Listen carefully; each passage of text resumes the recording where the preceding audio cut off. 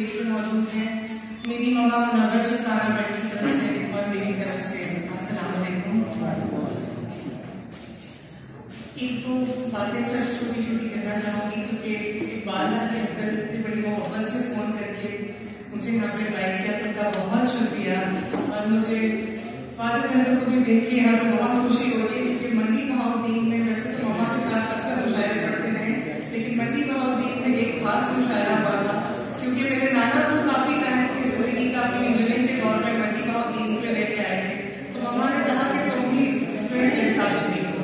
तो वाजिद अंकल ने हमें पिक किया था। मेरी वीडियो मैंने शेयर कर देना किसी ने यूट्यूब पे बड़ी अच्छा सिंपल कुछ आ रहा है अपने चैनल पे क्या ही कहूँ, मुझे तो लगता है हमारा दिल का रिश्ता है। यहाँ पर बहुत सारे नाशिक में बैठे थे, बहुत सारे लोग ऐसे हैं जिनके साथ एक दिल का ताल्लुक वापस है। आई रिमेम्बर एनसी के अंदर मैंने थैलेसीमिया के ऊपर एक डॉक्यूमेंट्री बनाई थी, प्यासी नदी उसका नाम था। बीकन हाउस नेशनल यूनिवर्सिटी से उसे अवार्ड्स भी मिले और काफ़ी उसकी तारीफें भी हुई। आज तक नेशनल कॉलेज ऑफ आर्ट्स की डॉक्यूमेंट्री के पेपर में उसके ऊपर क्वेश्चन आते हैं, लेकिन मैं समझती हूँ डॉक्यूमेंट्री बड़ी बन गई क्योंकि उसके अंदर एक ऐसे इंसान का दर्द शामिल था जिन्होंने अपने खजाने थैलेसीमिया की नजर कर दी है और इन्होंने बड़ी कंट्रीब्यूशन की है। शायरी में तो कंट्रीब्यूशन कर ही रहे हैं, उसके अंदर भी वो अपने गम को बताना कि ये बीमारी है, उसके अंदर कंट्रीब्यूट करना ताकि लोगों को अवेयरनेस मिले, ये बहुत बड़ा काम है। क्योंकि बात का लगता है जिसके अंदर मेरी मदद की थी उस वक्त कंट्रीब्यूशन किया था। और बाकी तो सिर्फ चंद शायर की मम्मा की पढ़ूंगी ये काम के हवाले से। तो गम तेरा इस तरह संभाला है, गम तेरा इस तरह संभाला है, चांद के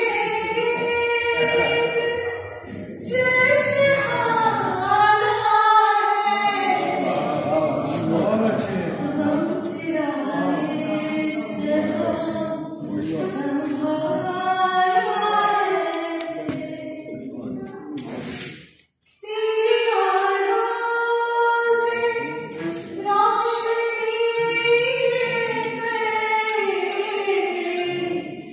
तेरी आलों से रोशनी लेकर,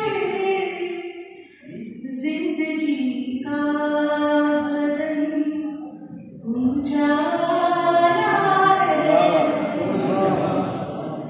जिंदगी का बदन उजाला है, काट कर दुश्मनी के पर्वत को, काट कर दुश्मनी के पर्वत को,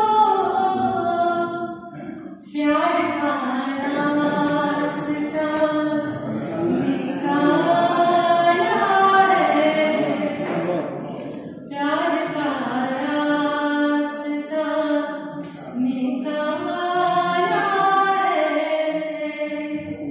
और आखिरी शेर कहूंगी यहाँ पे कि डूब